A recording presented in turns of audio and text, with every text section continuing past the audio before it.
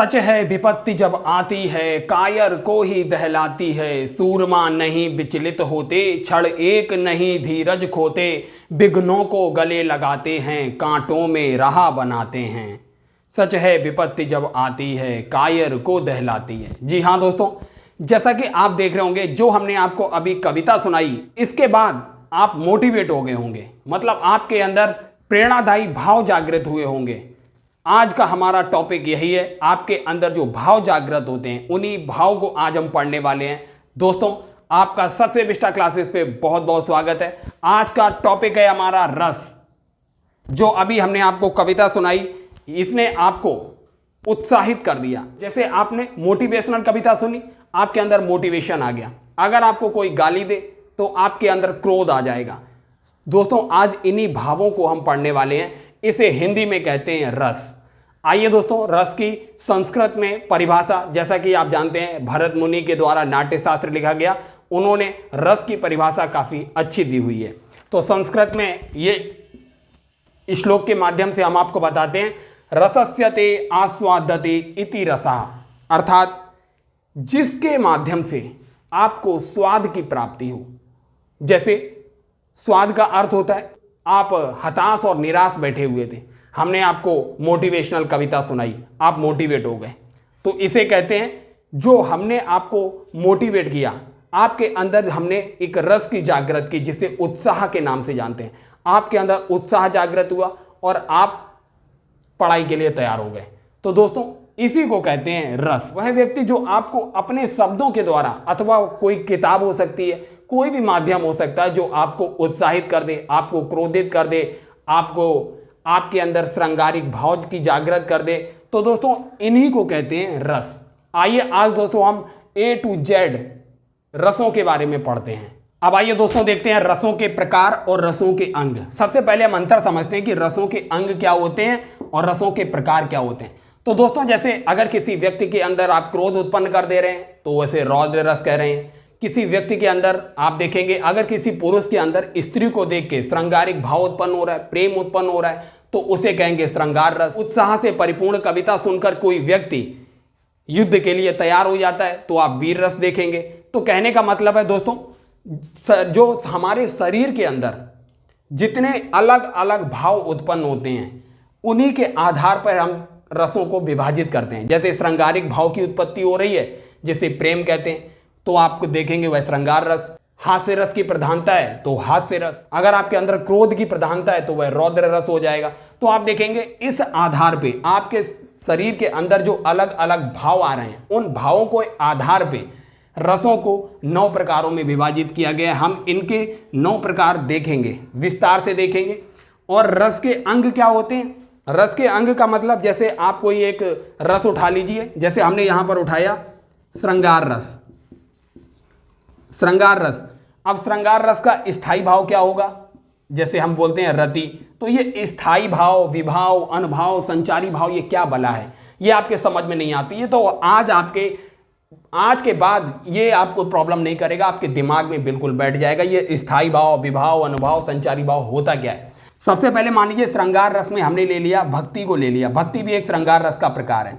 मान लीजिए कोई बच्चा है, ऐसे माहौल में पला बड़ा है जिसका परिवार जो है भक्ति से भरा हुआ है, उसके माता पिता, दादा दादी, सब लोग भक्ति की बातें होती हैं, तो वह जिस माहौल में पलकर बड़ा होगा, तो वह उसके मन के अंदर उसी प्रकार के भाव स्थायी हो जाएंगे। जैसे मान लीजिए कोई बच्चा भक्ति भाव वाले परिवार में पलकर बड़ा होता है, तो उसके अंदर भक्ति की प्रधानता होगी, उसके अंदर स्थायी भाव, मतलब काफ़ी समय से वह लगातार वैसे ही माहौल में रहा है, तो उसके अंदर जो भाव स्थायी हो जाएगा उसी को कहते हैं स्थायी भाव, मतलब परमानेंट हो जाएगा।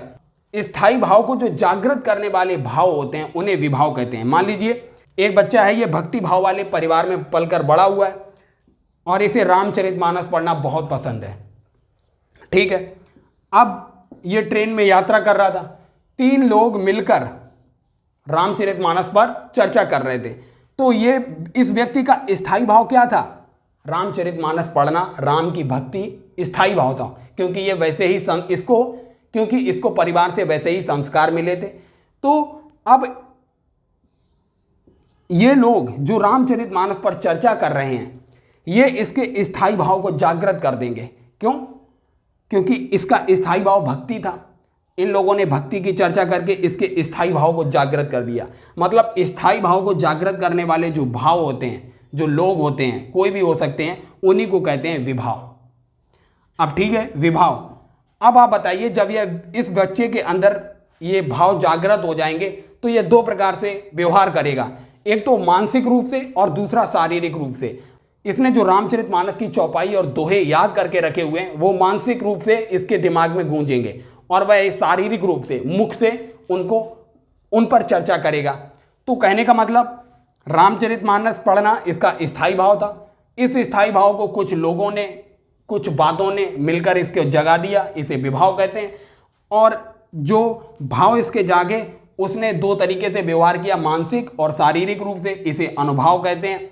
अब होता है संचारी भाव। संचारी भाव का मतलब, इसके शरीर के अंदर मानसिक रूप से बहुत सारे इसमें भाव आएंगे। मतलब जो संचरण होगा, इसका मस्तिष्क तो अपार है, उसके अंदर भाव आना, अनलिमिटेड थॉट्स आते हैं। तो मान लीजिए इसके अंदर आएगा, इन पे चर्चा करते समय इसके अंदर अहंकार भी आ सकता है कि मैं सबसे ज्यादा विद्वान हूं, रामचरित मुझे पूरा कंठस्थ है। तो इसके अंदर अहंकार का भाव आ सकता है। और हो सकता है कि ये रामचरितमानस में इतना डूब जाए और प्रेम, ईश्वर के प्रति प्रेम भाव से भर जाए, तो इसके अंदर प्रेम भी आ सकता है। तो संचारी भाव का मतलब, संचारी भाव 33 प्रकार के होते हैं, जिसमें आप देखेंगे उग्रता, निद्रा, स्वप्न, अहंकार, ये सारे भाव संचारी भाव होते हैं। व्यक्ति के अंदर संचरण होता रहता है।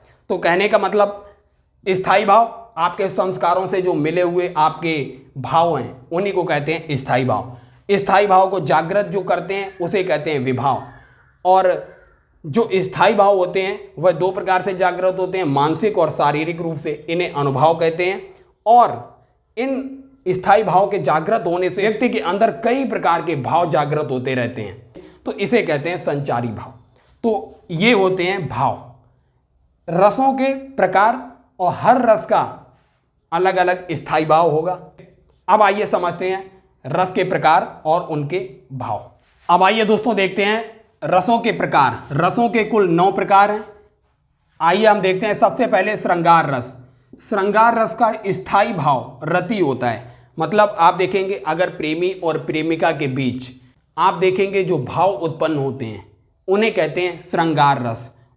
और इसका जो स्थायी भाव होता है, कहने का मतलब है, कोई भी प्रेमी अथवा प्रेमिका अगर एक दूसरे के सामने आएंगे तो उनके अंदर जो भाव जागृत होंगे, चाहे कोई भी प्रेमी प्रेमिका हो, हर व्यक्ति के अंदर जो भाव जागृत होगा रति, अगर वहां पर श्रृंगार रस है तो।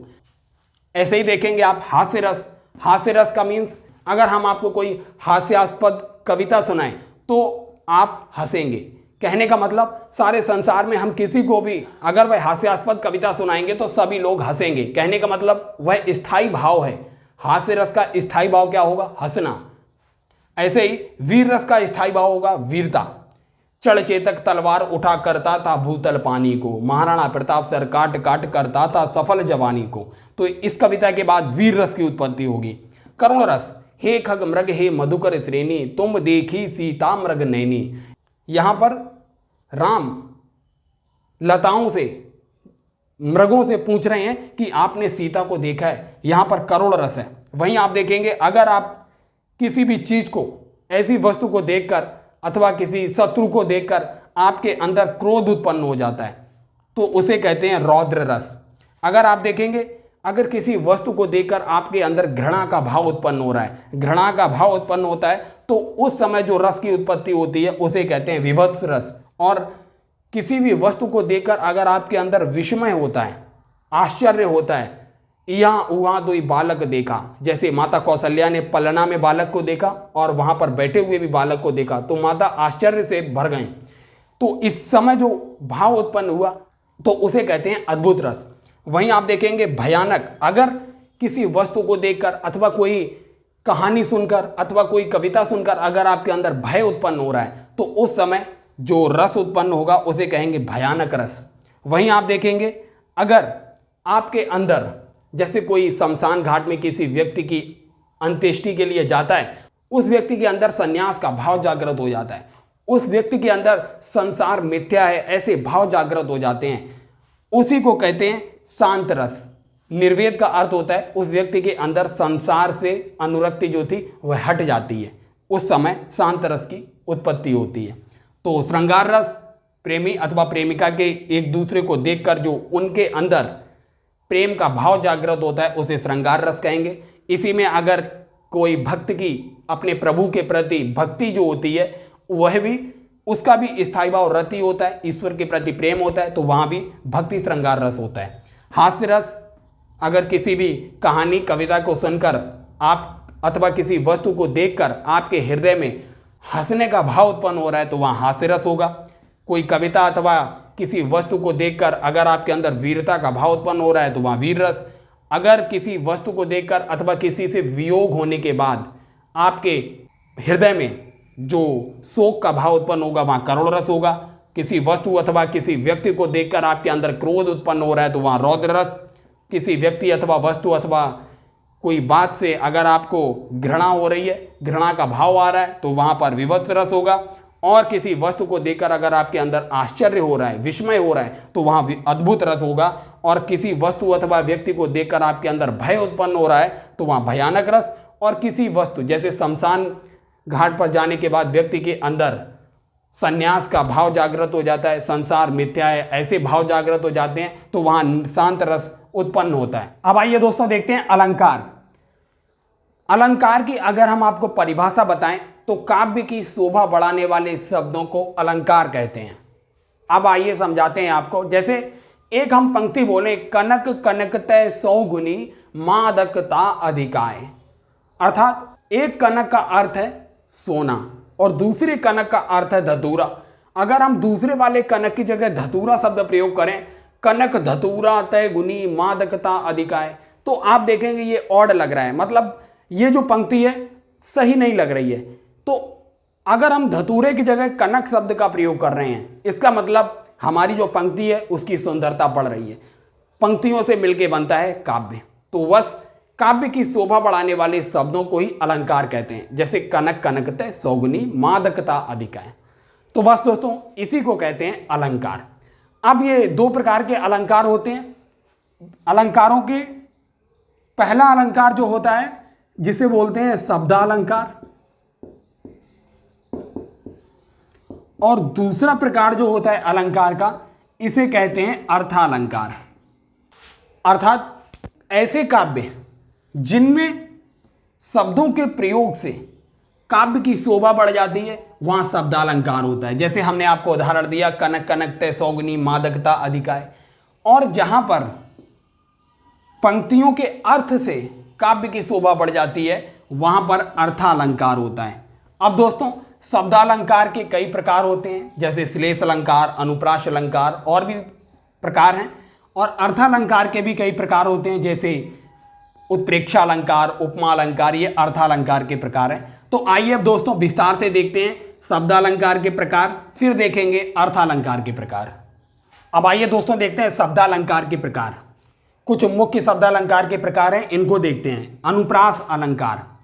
अनुप्रास अलंकार में क्या होता है, जब किसी एक वर्ण की आवृत्ति, ना कि शब्द, वर्ण की आवृत्ति बार बार होती है तो वहां पर अनुप्रास अलंकार होता है। जैसे तरनि तनुजा तट तमाल तरुबर बहुछाए, मतलब इसमें ता वर्ण की आवृत्ति आप देखेंगे पूरी पंक्ति में हुई है, कई बार हुई है, तरनि तनुजा तट तमाल तरुबर बहुछाए। तो इस प्रकार के पंक्तियों में जो होता है अनुप्रास अलंकार होता है, जहां एक ही वर्ण की आवृत्ति कई बार होती है, वहां अनुप्रास अलंकार होता है। अब देखते हैं यमक अलंकार। यमक अलंकार में क्या होता है, यहां शब्दों की आवृत्ति जो होती है एक से अधिक बार होती है और उनके अर्थ भी अलग अलग होते हैं। जैसे कनक कनकतय सौगुनी मादकता अधिकाय, एक इसमें जो दो शब्द हैं कनक कनक, तो इसमें एक शब्द का अर्थ है सोना जो धातु है, और दूसरा जो शब्द है कनक उसका अर्थ है धतूरा। कनक कनकतय सौगुनी मादकता अधिकाय, तो इसमें यमक अलंकार है। कनक कनक दो बार प्रयोग हुआ है और दोनों ही बार उसका अर्थ अलग है। अब दोस्तों देखते हैं श्लेष अलंकार। श्लेष अलंकार में क्या होता है, शब्द एक ही बार आएगा लेकिन उसका अर्थ जो होगा एक से अधिक होंगे, वहां श्लेष अलंकार होता है। जैसे मंगन को देख पट देत बार बार, मंगन को देख पट देत बार बार।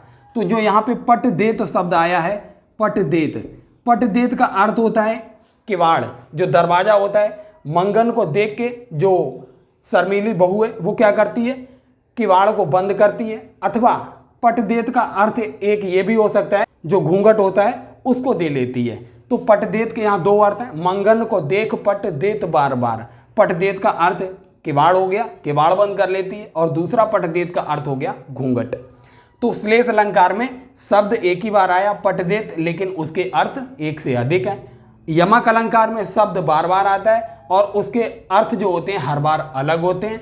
और अनुप्रास अलंकार में क्या होता है, एक ही वर्ण की आवृत्ति कई बार होती है। तरन तनुजा तट तमाल तरवर बहुचाए।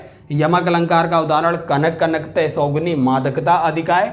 और श्लेष अलंकार का उदाहरण है मंगन को देख पट देत बार बार। और दोस्तों श्लेष अलंकार का ही उदाहरण है रहीमन पानी राखिए बिन पानी सब सून, और पानी गए न उबरे मोती मानस चून। तो इसमें शब्द जो पानी है, पानी आया हुआ है, इसमें जो तीन शब्द प्रयोग किए हैं मोती मानस चून, तो तीनों के परिप्रेक्ष्य में पानी शब्द का अर्थ अलग अलग है। जैसे मोती के परिप्रेक्ष्य में पानी का शब्द अलग है, और मनुष्य के परिप्रेक्ष्य में आप देखेंगे तो प्रतिष्ठा से संबंधित है। और वहीं आटे चून जो है आटा से संबंधित अगर आप देखेंगे तो उसका अर्थ पानी है। श्लेष अलंकार शब्द एक अर्थ अनेक, यमक अलंकार शब्द अनेक और हर बार उसके अर्थ अलग, अनुप्रास अलंकार एक ही वर्ण की आवृत्ति बार बार। दोस्तों अभी हमने शब्द अलंकार के प्रकार देखे, जहां पर शब्दों के कारण काव्य की शोभा बढ़ रही थी, इसलिए उनको शब्द अलंकार कहा गया। अब हम देखते हैं जहां पर अर्थ की वजह से, शब्दों के अर्थ की वजह से काव्य की शोभा बढ़ रही होगी, उन्हें अर्थालंकार कहेंगे। इसमें दोस्तों उपमा अलंकार, रूपक अलंकार, उत्प्रेक्षा अलंकार, अतिशयोक्ति अलंकार और भ्रांतिमान अलंकार, आप जितने अलंकार देखेंगे इनके अर्थ की वजह से काव्य की शोभा बढ़ेगी। अब आइए दोस्तों, इनको पढ़ने से पहले हमें आपको दो शब्द बता देते हैं, उपमेय और उपमान क्या होते हैं। अगर मान लीजिए हमने यहाँ पर सीता जी को लिया और एक लिया चंद्रमा। अब हम सीता जी के मुख की तुलना चंद्रमा से कर रहे हैं, तो उपमेय जो हो गए, उपमेय का मतलब सीता जी होंगी जिसकी तुलना की जा रही है, और जिससे की जा रही है उसको कहेंगे उपमान। उपमान का अर्थ जिससे तुलना की जा रही है उसे उपमान कहेंगे, और जिसकी तुलना की जा रही है उसे उपमेय कहेंगे। अर्थात सीता जी उपमेय है और चंद्रमा उपमान है। तो अब आइए शुरू करते हैं उपमा अलंकार।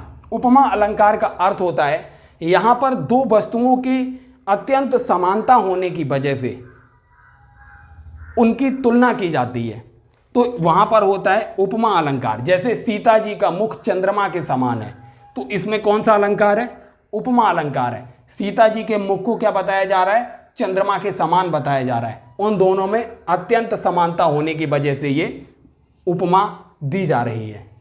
रूपक अलंकार में क्या होता है दोस्तों, जहां पर किसी एक वस्तु की तुलना दूसरी वस्तु से करते समय उनमें अत्यंत समानता होने की वजह से उन दोनों को एक ही रूप मान लिया जाता है। रूपक से आप समझिए एक ही रूप मान लिया जाता है, तुलना नहीं की जाती है बल्कि एक ही रूप मान लिया जाता है, वहां रूपक अलंकार होता है।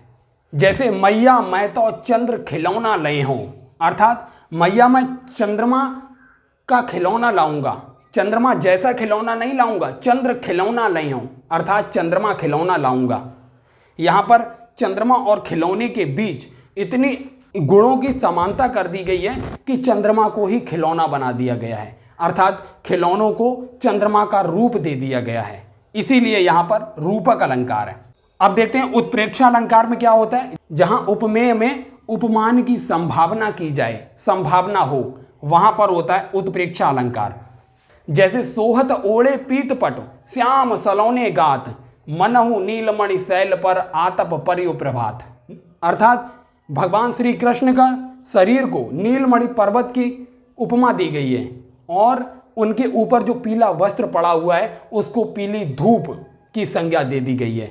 तो वहां पर है उत्प्रेक्षा अलंकार, उपमेय में उपमान का संभावना की जा रही है वहां पर। अब आइए दोस्तों देखते हैं अतिशयोक्ति अलंकार। अतिशयोक्ति अलंकार वहां पर होता है जहां किसी वस्तु का इतना बड़ा चढ़ाकर वर्णन किया जाए कि लोक मर्यादा का उल्लंघन हो जाए, मतलब अतिशयोक्ति हो जाए, इसी को कहते हैं अतिशयोक्ति अलंकार। जैसे हनुमान की पूंछ में लगन न पाई आग और लंका सारी जर गई गए निशाचर भाग। अर्थात हनुमान जी की पूंछ में आग भी नहीं लग पाई और पूरी लंका जल गई और सारे निशाचर भाग गए। तो यहां पर हनुमान जी की महिमा का इतना वर्णन किया गया है कि लोक मर्यादा का उल्लंघन हो गया कि बिना आग के ही सारी लंका जल गई। तो ऐसी जगह अतिशयोक्ति अलंकार होता है। अब दोस्तों देखते हैं भ्रांतिमान अलंकार। दोस्तों भ्रांतिमान अलंकार वहां पर होता है जहां पर जब दो वस्तुएं बिल्कुल एक समान होती हैं, उनमें बहुत रेयर अंतर होता है, वहां पर भ्रांति उत्पन्न हो जाती है, वो इसलिए वहां पर भ्रांतिमान अलंकार होता है। जैसे पाए महावर देन को नाहिन बैठी आए और फिर देत महावरी एड़ी मीजत जाए। इस जगह पर भ्रांतिमान अलंकार है। तो दोस्तों ये थे अलंकार के प्रकार। हमने दो प्रकार के अलंकार देखे, शब्द अलंकार जिसमें हमने अनुप्रास श्लेष जैसे अलंकार देखे, और दूसरे हमने देखे अर्थालंकार जिसमें हमने उपमा रूपक उत्प्रेक्षा जैसे अलंकार देखे। दोस्तों आपके एग्जाम में इतना ही अलंकार पूछे जाते हैं। तो दोस्तों ये थे रस और अलंकार का ये लेक्चर।